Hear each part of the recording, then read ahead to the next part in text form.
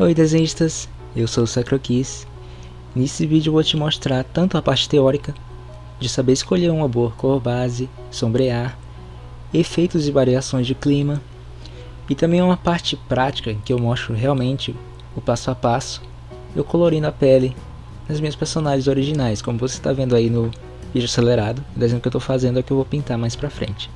Você pode ver o vídeo por partes, caso você ache o conteúdo muito cansativo, até porque o vídeo ficou longo. Mas eu garanto que você vai ter alguma evolução se você absorver tudo que eu falar aqui. Primeiro, a gente precisa entender que a cor base normalmente fica variando entre os tons de rosa, vermelho, laranja, amarelo. E entre essas barreiras aqui a gente não vai escolher uma cor base. E aqui embaixo vai variar um pouco. Normalmente seria os tons de pele de 1 a 5. No caso eu troquei o 4 pelo 5, eu confundi.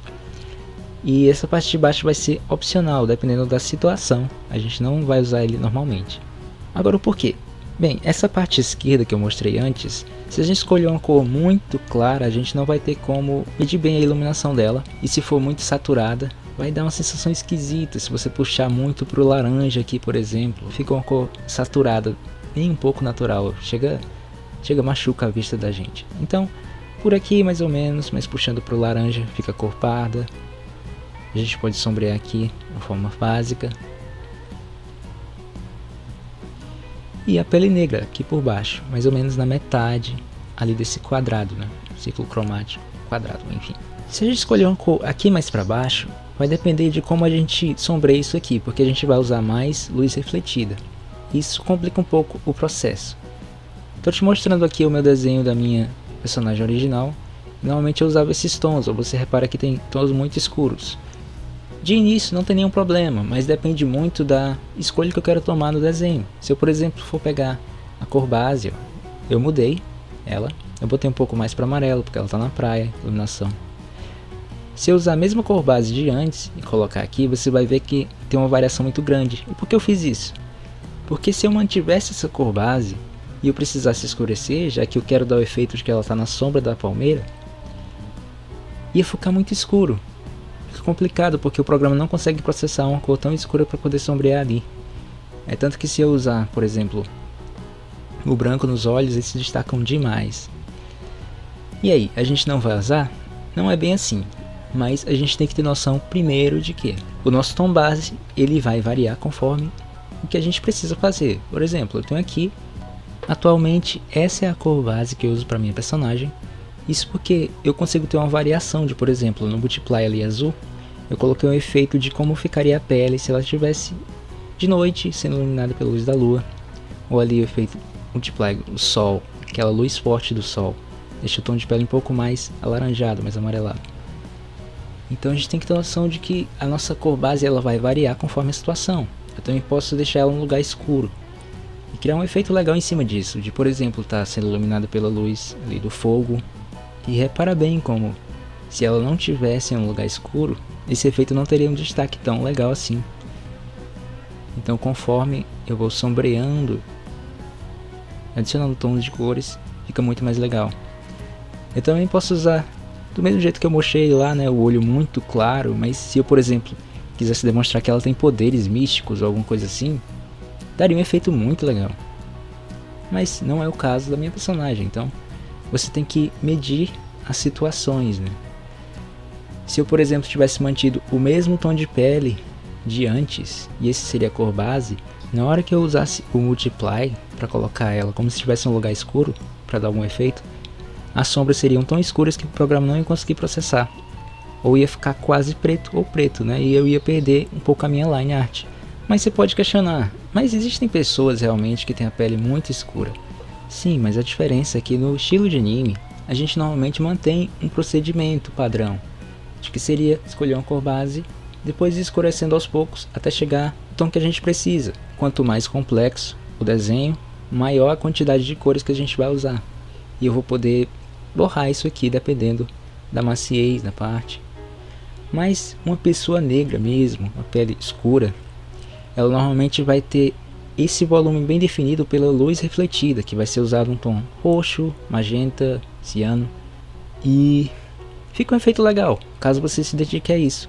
O problema é que você está mudando o seu processo de pintura e transformando ele em algo mais complexo. Se fosse estilo realista, tudo bem, mas no estilo anime, você vai ser obrigado a se esforçar e não fazer simplesmente a cor base e aquela sombra, como alguns estilos pedem. Você vai ter que adicionar aquela sombra mais forte, com Multiply talvez, aumentando o volume do rosto para só então adicionar a luz refletida. Eu sinceramente não recomendo, mas aí é uma escolha sua. Enfim, você pode variar um pouco essa cor da luz refletida dependendo da situação. Se eu, por exemplo, estiver demonstrando que o personagem está segurando aquelas luzinhas de LED para shows, isso vai demonstrar bem como o rosto está absorvendo essa luz do LED e mostrando que essa luz é forte, que fica um efeito bem legal. Resumindo, quando a gente fala de cor base, a gente quer escolher uma cor padrão que não está sendo nem influenciado pelo sol, a lua ou sombras. A gente quer escolher uma cor intermediária, que não é nem luz nem sombra, está lá no meio. Então, se você escolher uma cor intermediária, ainda vai seguir a regra que eu falei no início. Só talvez um pouquinho mais para baixo, essa linha que eu fiz aqui horizontal, demarcando as cores que você deveria ou não usar. Aí, como eu falei, não é que você não vai usar essas cores, mas elas vão servir para fazer as sombras e demonstrar bem a variação de clima. Lembrando que o tom de pele pode variar, puxando mais para o rosa ou para o amarelo. E na hora de fazer a luz, que já é opcional no estilo anime, existe essa regra de fazer o T na testa, nariz e o queixo. Mas o queixo dos personagens de anime é tão fino que não vale a pena destacar tanto, dá um efeito um pouco estranho. A gente vai suavizar isso daqui. Pode adicionar um rosa, um vermelho para dar um efeito de que o personagem está corado. E essas listrinhas. Se você usar um laranja para delimitar essa linha da luz, você pode demonstrar que é uma luz mais forte. Mas tem que ter cuidado com o que a gente chama de densidade da pintura, que é quando a gente exagera demais nos tons que usa naquele estilo. Repara como fica estranho se você adicionar mais cores. Para ser sincero, eu já acho que está exagerado para esse estilo. Mas enfim, vamos começar o nosso processo, como eu prometi no início. Mostrando aqui para vocês que não se importem muito com a mão, porque eu não costumo fazer a line art da mão, eu pinto por cima, então eu provavelmente não vou mostrar essa parte, não é tão importante para o processo de pintura, mas sim o de desenho da mão. Agora eu vou escolher uma cor base para as minhas duas personagens e delimitar bem o contorno da pele, para só depois então decidir uma boa iluminação para esse desenho. Eu vou fazer alguns testes, escolher algumas cores e ver se fica legal se eu coloco a luz nessa direção, se dá um efeito bom no desenho. Depende muito do que você quer destacar no desenho. Se eu, por exemplo, colocar essa direção da luz desse outro lado, eu vou ter um efeito legal no rosto, vai dar esse tom um pouco sombrio, meio misterioso, ocultando uma parte do rosto dela. Mas se eu quisesse, por exemplo, destacar o busto, que não é o caso, eu usaria essa iluminação de cima. Mas eu vou continuar com essa aqui. Agora que eu já decidi, eu vou apagar a pintura que está passando da linha. Não preciso apagar tudo porque em certas partes o tom do cabelo, por exemplo, vai ficar por cima, a roupa também, então não precisa apagar tudo, só o que está saindo demais da line art. Acelerando alguns processos aqui para a gente não perder tempo. Agora já vou começar a sombrear, mas tem que ter cuidado de simplesmente não botar a cor por cima, porque se a gente precisar apagar, vai apagar a cor base também. Precisa criar uma nova camada para fazer a sombra. E existe outro detalhe importante, se a gente está passando a pintura para fora, é só clicar nesse ícone, Clipping Group, que vai meio que prender esse layer ao layer base, então ele não vai sair a pintura para fora. Para escolher uma boa sombra, a gente não pode simplesmente pegar o tom base e escurecer um pouco, é preciso que a gente aumente também a saturação na mesma intensidade. Na prática, a gente vai pegar o tom base e descer um pouquinho, indo para a direita, fazendo essa diagonal, bem de leve. E também é importante puxar um pouco para o vermelho, sempre um pouco mais para a esquerda no círculo cromático, para fazer sombra, e o contrário se fosse a luz. Agora eu vou fazer uma pintura simples, destacando as linhas do corpo, essas linhas que são de detalhes, que se por exemplo não tivesse na line art, eu faria na pintura. Caso você não saiba, estou falando de músculos e outros detalhes que não precisam de linhas realmente para marcar elas, então isso na pintura vai ficar bem mais interessante. Também sombrear essa parte de baixo, adicionando o volume do cabelo. A gente também pode usar outras ferramentas para complementar, como por exemplo o Flat Marker, que ele vai ter uma pintura mais suave, então alguns detalhes como músculos que não estão bem desenvolvidos, ele vai mostrar isso bem. Agora eu vou continuar o processo na minha outra personagem.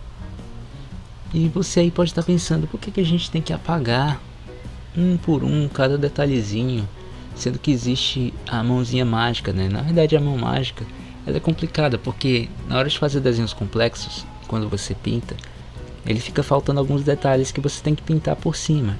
Eu prefiro fazer tudo manualmente mesmo, porque aí eu posso acabar contando com a ferramenta e ela vai me deixar na mão depois. É preciso entender também que o sombreamento varia conforme a rigidez da superfície. Enfim, essa parte vai ser bem destacada, bem mais forte, o tom de cor. E a gente vai diluir isso pouco, mas nos seios, por exemplo, que não vai aparecer, mas só para dar um exemplo, a gente pode até usar um airbrush ou então diluir com um borrador ou blender. Você tem que entender que existem partes mais macias e partes mais duras e que isso vai influenciar na forma como a gente pinta. Algumas partes vão ter uma pintura mais suave e outras mais robusta. Na hora de gravar ficou cortado ali embaixo, mas o que eu queria mostrar para vocês é esse íconezinho transparente que eu acho muito legal. A gente clica nele e transforma o nosso pincel ou qualquer outra ferramenta que a gente esteja usando numa borracha temporariamente. E isso é muito bom porque a gente mantém as proporções e todas as configurações que a gente deixou naquele pincel para fazer uma borracha. Então é muito bom porque a gente vai desenhando e apagando e vou variando isso com a borracha, criando um efeito legal. É importante a gente entender que tem partes que mesmo que a gente varie a direção da luz, elas vão ser sombreadas. A gente percebe isso melhor quando desenha o corpo visto do ângulo de perfil, porque a gente vê como o volume das partes tem essa descompensação, então cria-se o que a gente chama de autossombra. Nos joelhos, por exemplo, vai ter essa sombra bem dura, mas em partes macias, como os seios, tem uma sombra sobre ele mesmo. E eu estou considerando que a luz está vindo direto de cima, a gente vai sombrear essas partes só para dar um volume melhor, tridimensional, e dependendo da curva das costas também vai ter na parte da cintura. Sabendo disso, eu vou criar um segundo nível de sombreamento, que é quando a gente já tem aquela autossombra, mas precisa demonstrar melhor o volume de músculos e partes assim, que com um único nível não poderia demonstrar o efeito tridimensional. Claro que isso deixa o desenho mais complexo, então depende muito do estilo e situação. Então eu vou fazendo o contorno. Agora que eu quero demonstrar realmente a sombra daquele ângulo que eu falei no início, eu vou usar a ferramenta transparente, como eu falei, usando o atalho do C, para poder dar aquele volume e recuperar o tom base ali em cima do umbigo, partes assim. E eu vou controlando, variando entre o segundo nível de sombra, o primeiro, e o tom base. Também uso um airbrush para suavizar e deixar o 3D um pouco mais natural. Agora eu posso adicionar também a luz refletida. Estou escolhendo um azul aqui, meio aleatório mesmo, porque não estou pensando bem como vai ser o cenário, só para demonstrar como funcionaria o efeito. Também é opcional, né, colocar esses efeitos de luz que eu acho bonito até na pele, e a gente vai maneirar um pouquinho nisso. Para entender melhor, quando a pele é muito pálida, o branco não vai se destacar muito, então é por isso que quando você vê nesses animes, principalmente Eti, eles querem demonstrar o brilhozinho na pele, eles usam o vermelho para contornar. E agora eu vou fazer o mesmo processo na minha outra personagem, Evelyn, criando o segundo nível de sombra e melhorando o volume das partes, adicionando a sombra ali do cabelo, sobre o ombro, e eu vou variar a intensidade dessa sombra dependendo da parte, e vou suavizar em certas partes, como os lábios, dar uma misturada para ficar mais natural ali na parte do rosto, e o segundo nível nessas dobras, parte do músculo, e como eu falei, airbrush para dar uma suavizada nisso tudo. Vou colorir também o batom, porque eu acho bonito, e vou separar essa área do lábio com uma pequena luzinha, deixando esse contorno do lábio mais claro. E vou adicionando a luz, as partes necessárias. Eu vou apagar ali no queixo para não ficar tão forçado. Falei um pouco antes que estilo anime o queixo não destaca muito. E adicionando a luz refletida no roxo, porque eu acho que fica mais chamativo para a pele mais escura também. E tem um efeito muito legal que eu uso com essa ferramenta pastel, que é tipo um giz de cera que vai dar esse efeito como se fosse os poros da pele. Vou corrigindo o volume das partes, reforçando tudo isso aqui, e vou apagar a linha da personagem, que eu achei um pouco estranha.